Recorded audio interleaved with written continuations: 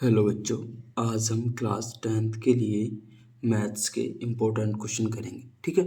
इस क्वेश्चन को पढ़ने से पहले, हल करने से पहले कुछ इम्पोर्टेंट पॉइंट्स देख लीजिए जो इस क्वेश्चन में अप्लाई होंगे, जिससे कि आप इस क्वेश्चन को आसानी से हल कर पाएँ। ठीक है।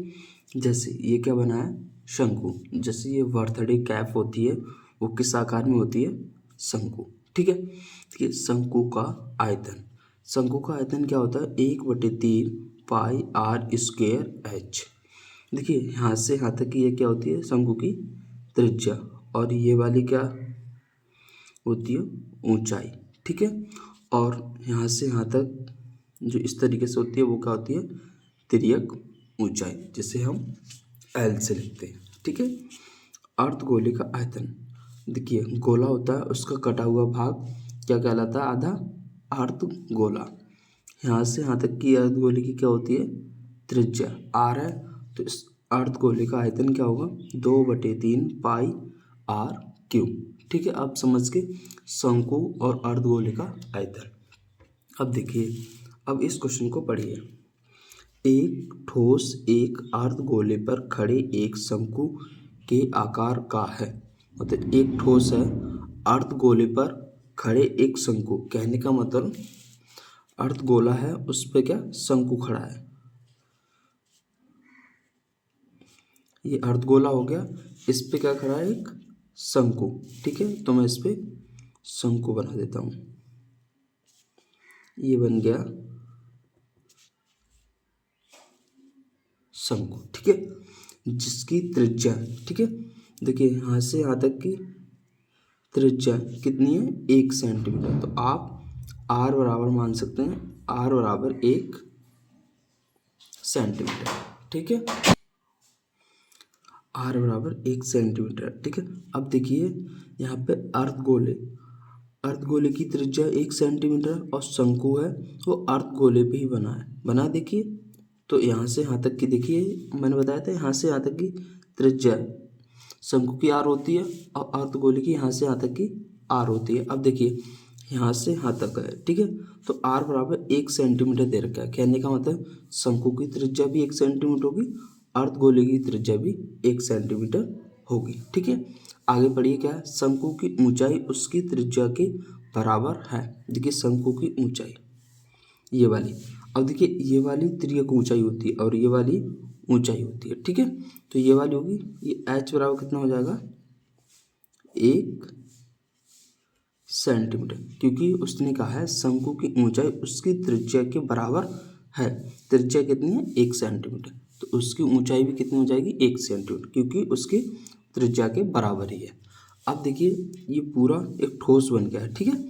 ये कोई आकृति बनी है, इसका क्या बताना है आपको, आयतन, इसका बताना है आपको आयतन। अब देखिए शंकु का आयतन, ऊपर शंकु आकार में, नीचे अर्धगोले आकार में, तो आप क्या करेंगे, ऊपर शंकु का आयतन लगाएंगे, शंकु का आयतन प्लस, और नीचे किस आकार में, अर्धगोले, तो अर्धगोले का आयतन, अर्धगोले का आयतन। ठीक है। देखिए शंकु का आयतन क्या होता है, 1/3 पाई आर स्क्वायर एच। तो लगा दीजिए 1/3 पाई आर स्क्वायर एच, प्लस लगा दो। अब आगे क्या, अर्धगोले का आयतन क्या होता है, 2/3 pi r cube, 2/3 pi r cube. ठीक है। और आगे आपसे क्या है, जो ठोस का आयतन आप निकालेंगे पाई के पदों में होना चाहिए। कहने का मतलब आपको पाई का मान रखना नहीं है, पाई को ऐसे ही छोड़ना है। ठीक है। अब देखिए क्या कॉमन है वो देख लीजिए, 1/3 यहाँ, देखिए यहाँ भी 3 में, पाई यहाँ पर हुई है, पाई यहाँ पर है। देखिए आर स्क्वायर यहाँ 2 है, यहाँ कितनी आर, 3, और देखिए दोनों आर का मान कितना है, 1 ही है। ठीक है। कहने का मतलब शंकु की त्रिज्या और अर्धगोले की त्रिज्या भी बराबर है। ठीक है। तो आर यहाँ से भी कॉमन हो जाएगी, यहाँ से भी कॉमन हो जाएगी, तो 1/3 पाई आर स्क्वायर, यहाँ से क्या बचेगा, एच। देखिए 1/3 चले गए, 3 नीचे वाले कॉमन आ गए, कितने बचेंगे, 2, पाई भी कॉमन आ गया, आर स्क्वायर 2r गई तो कितनी आर बचेंगे 1r। ठीक है, अब मान लगा दीजिए सारे 1/3। पाई का मान आपको लगाना नहीं क्योंकि आपको पाई के पदों में ज्ञात करना। आर का मान कितना 1, तो 1 का वर्ग प्लस एच का मान भी कितना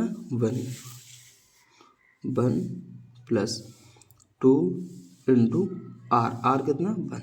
ठीक है, 1/3 पाई, देखिए 1 का वर्ग करेंगे तो 1 ही होगा और 1 का गुणा इसमें करेंगे तो इतना ही रहेगा।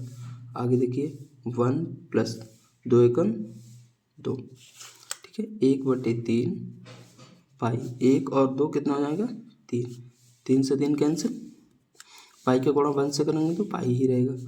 ठीक है, आयतन पूछा है तो सेंटीमीटर क्यूब, ये क्या हो जाएगा आपका आयतन। आंसर होगा क्या है पाई सेंटीमीटर क्यूब।